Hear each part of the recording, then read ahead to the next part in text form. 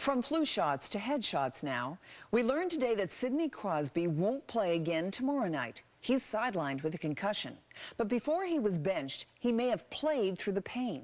And that has some in the sporting world worried. Aaron Saltzman explains why. It may have been the nastiest hit Sidney Crosby has suffered as a professional. The sport's biggest star seeing stars. Did he turn, get hit? Oh, yeah. And yet there was Crosby back on the ice just 4 days later when this happened. They are calling it an upper body injury. That's for sure. It was his second hit to the head in less than a week, and the hockey world started second guessing. Maybe it does take the biggest star in the game to be hurt for people to wake up. But he gets Count hockey writer Adam Proto among those who think Crosby was hurt by that first hit.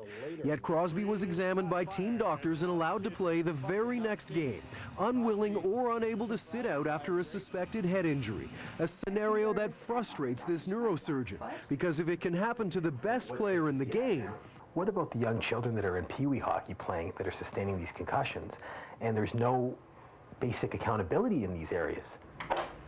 Time and time again, Dr. Jaw says he sees patients ignoring concussion symptoms. Patients like DuBarrington Gray, who suffered the first of his 7 concussions playing high school football and didn't tell anyone about it. I didn't want to appear weak.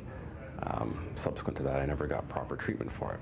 And he didn't want to let down his teammates, a sentiment endemic among professional athletes.